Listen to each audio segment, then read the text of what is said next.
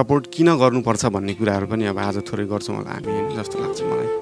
अब अहिलेको लागि चाहिँ शुभकामना दिनु, कङ्ग्रेचुलेसन भनिहाल्नु पर्दैन। किन भन्दाखेरि काम गर्ने कुरा हो नि त यो। काम गर्ने कुरामा चाहिँ अब हामीले पहिल्यैबाट जस्तै भुइँचालोको कुराहरू होस् अथवा यो बनाउने भनौँ न, स्कुल बनाउने, कलेज बनाउने, इन्डस्ट्रियल जोन्सहरू बनाउने, बाटोहरू बनाउने, पुल बनाउने होइन, अनि टुरिज्मको चिजहरू बनाउने काम त सातै प्रदेशमा गरिसकेका थियौँ। त्यो सातै प्रदेशमा गरिसकेको कामहरूलाई एकैचोटि गर्ने भने यहाँ काठमाडौँको मेयरले गर्ने कामभन्दा धेरै बढी कामहरू हो क्या त्यो।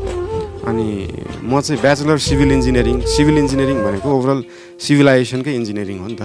सिभिलाइजेसनमा के पर्छ त होइन, तपाईँको वाटर रिसोर्स पर्छ, ल एन्ड अर्डरहरू पर्छ होइन, इकोनोमिक्स फाइनेन्सहरू सबै हेर्नुपर्छ, इन्फ्रास्ट्रक्चर त भइहाल्यो, त्यो भन्नै पर्दैन होइन। अनि तपाईँले अब हस्पिटल बनाउँदै हुनुहुन्छ, हस्पिटल डिजाइन गर्दै हुनुहुन्छ भने तपाईँले त्यो हस्पिटलको सबै चिज बुझ्नुपर्छ क्या। जस्तै डक्टरलाई कस्तो रुम चाहिन्छ, ल्याबको लागि कस्तो रुम चाहिन्छ, त्यो ल्याबमा तपाईँको जुन टेस्टहरू गरिन्छ नि, त्यो टेस्ट गर्ने ठाउँमा एयरको क्वालिटी चाहिँ कस्तो हुनुपर्छ, पर क्युबिक स्क्वायर फिट भनौँ, मिटरमा भनौँ, त्यति ठाउँको हावामा चाहिँ कतिसम्मको चाहिँ अलाउएबल छ त त्यहाँनिर। ब्याक्टेरिया भाइरसहरू हुन्छ नि त हावामा पनि, त्यो HVACहरूले मिलाउँछन्, त्योसम्मको डिटेलमा जानुपर्छ क्या। त्यो बुझ्दा कहिले लाग्छ भन्दाखेरि ए बाबा अब यो त मेडिकल नै पढ्नु पर्दो रहेछ त यार, हस्पिटल डिजाइन गर्नलाई जस्तो हुन्थ्यो। तर त्यो राम्रो कुरा हो नि त। हामीले अब हस्पिटल डिजाइन गर्दाखेरि त्यो कुराहरू बुझ्न पायौँ नि त। तपाईँको अपरेसन थिएटरमा कस्तो इन्भाइरोमेन्ट हुनुपर्छ त होइन, त्यो कुरा सायद त्यही काम गरिरहेको मान्छेहरूले त्यति नोटिस गरेको हुँदैन, तर त्यो डिजाइन त्यस्तै हुनुपर्छ क्या। तपाईँको अपरेसन गर्दै तपाईँको हावाले गर्दाखेरि त्यहाँनिर केही कन्टामिनेसन भएर बिरामी हुनसक्छ नि त।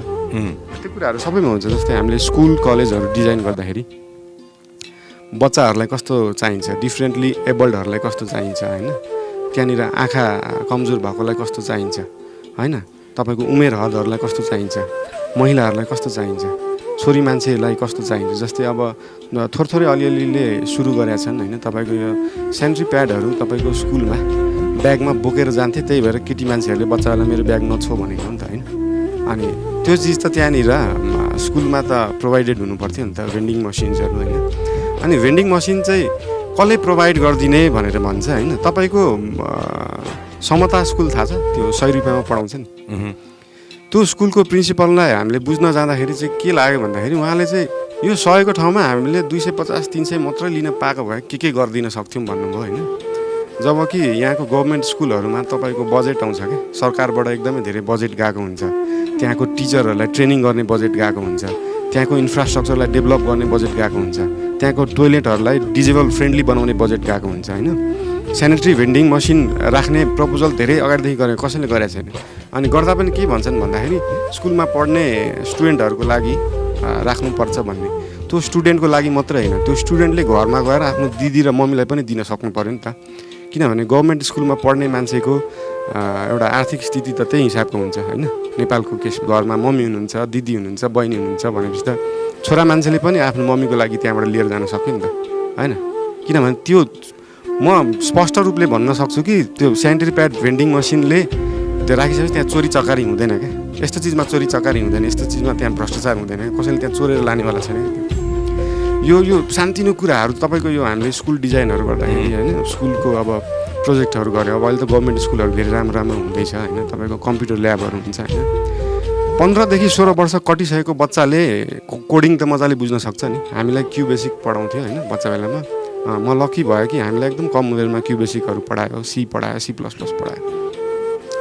अनि युरोप, अमेरिका, इन्डियाको बच्चाहरूलाई चाहिँ तपाईँको लगभग +2 सकेपछि नेपालमा ब्याचलर सकेको मान्छेले गर्ने लेभलको कोडिङ गर्न आउँदो रहेछ क्या।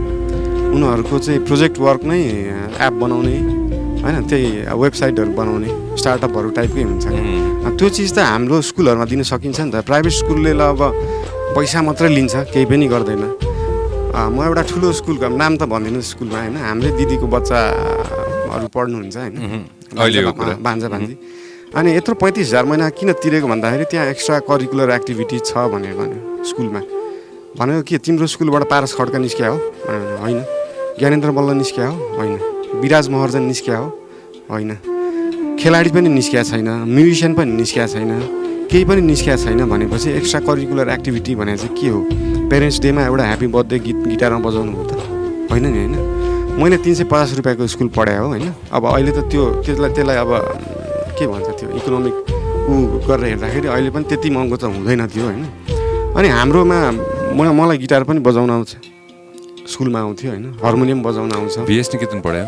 VS निकेतनमा चाहिँ +2 पढेको होइन। अनि फुटबल पनि खेल्न आउँथ्यो, भलिबल पनि आउँथ्यो, क्रिकेट पनि खेल्न आउँथ्यो, स्पोर्ट्सहरू सबै आउँथ्यो, म्युजिक सबै बजाउन आउँथ्यो भने त्यो 300 रुपियाँमा पढेको स्कुलमा पनि थियो त त्यो चिज होइन। चाहना हो भने त मान्छेले चाहने हो भने त गर्न सकिन्छ नि, अफकोर्स। अब तपाईँको स्कुलको सिस्टममै भए तपाईँको स्कुललाई अपग्रेड गर्नै सकेको छैन होइन। तपाईँको स्कुलतिर ध्यान छैन। नेताहरूको 365 दिनमा तपाईँले इन्टरभ्यू हेर्दाखेरि कहिले कसैले स्वास्थ्यको बारेमा, शिक्षाको बारेमा, ट्रान्सपोर्टेसन सिस्टमको बारेमा, सलिड वेस्ट म्यानेजमेन्टको बारेमा कुरा गरेर सुन्नु भएको छ। उहाँहरू खालि अर्को नेताले के गरेको थियो, म चाहिँ अब यसरी गर्छु होइन, मैले चाहिँ यो भनेको थियो, उसले त्यो भनेको थियो भन्ने बाहेक केही पनि सुनिँदैन। भनेको विकासको कुरा गऱ्यो भने त साँच्चै काम गर्नु पर्थ्यो होला नि त। तर उनीहरू त्यो डिबेटमा मात्रै बस्दिन्छन्, एकले अर्कालाई गाली गर्ने मात्रै बस्दिन्छन्। विकासको